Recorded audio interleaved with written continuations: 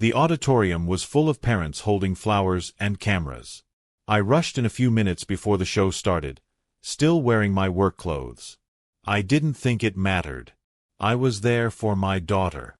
That's what counted. When my wife saw me, her face changed. She walked over and whispered sharply that I looked out of place. She said other fathers made an effort, and I looked like I didn't care. A few people nearby heard her. I felt my face burn, but I stayed quiet.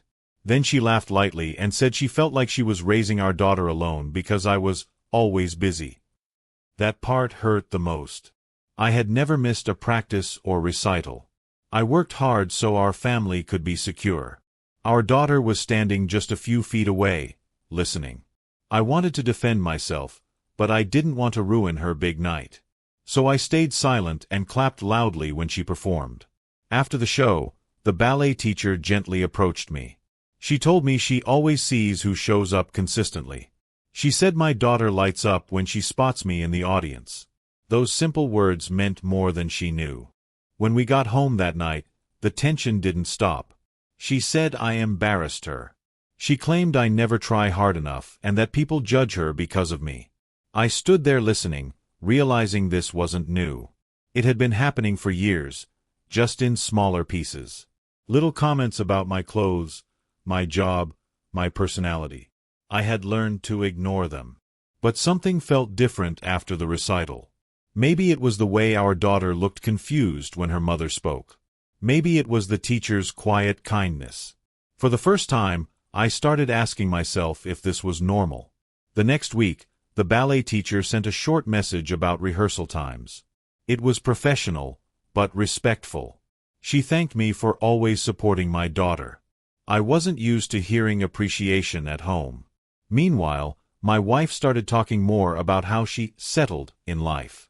She mentioned how other men were more confident and successful. She even joked that she could do better if she wanted to. That was the moment I understood something clearly. I wasn't failing. I was being slowly worn down. Not long after that, I made a quiet decision. I met with a lawyer during my lunch break. I didn't tell anyone. I just wanted to understand my options. The more I learned, the more I realized I had stayed in this marriage out of fear, not love. When I finally told her I wanted a separation, she laughed at first. She said I didn't have the courage to leave. But when she saw I was serious, her expression changed. She immediately said she would fight for full custody. She claimed I was never present enough. That accusation hurt deeply. I had built my life around being there for my daughter. During the custody discussions, the truth slowly came out. School records showed I attended meetings. Photos showed me at every recital and practice. Even the ballet teacher provided a written statement about my involvement and consistency.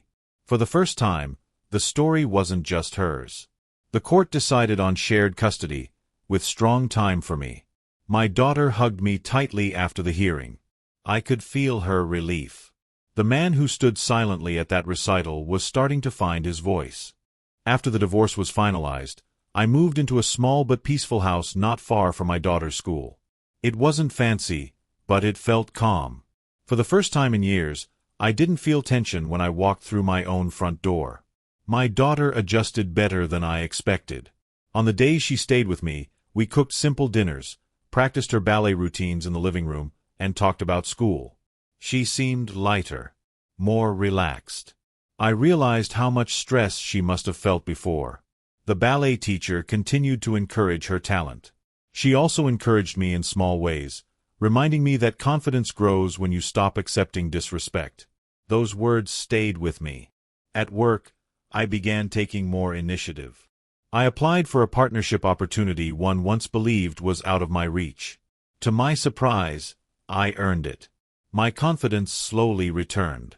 Meanwhile, my ex-wife's life didn't look as perfect as before. Her social circle grew smaller. She started sending messages, saying maybe we moved too fast. But I remembered that night in the auditorium. Months passed, and I barely recognized the man I used to be. I stood straighter. I spoke with confidence. I stopped apologizing for things that were never my fault. My daughter noticed it too. She once told me, "Dad, you look happier." That meant everything. The ballet teacher and I slowly became closer. There was no rush, no drama. Just mutual respect and calm conversations after practice. She admired how dedicated I was as a father. I appreciated her kindness and honesty. For the first time, I felt valued for who I truly was. One afternoon, I ran into my ex-wife at another recital. She looked at me differently. Not with criticism, but with surprise. She said she didn't expect me to change like this. I told her something simple. I didn't change. I just stopped accepting less. She had tried to shame me in public, thinking I would always stay small. But that moment pushed me to grow. She embarrassed me at my daughter's recital. The ballet teacher saw everything.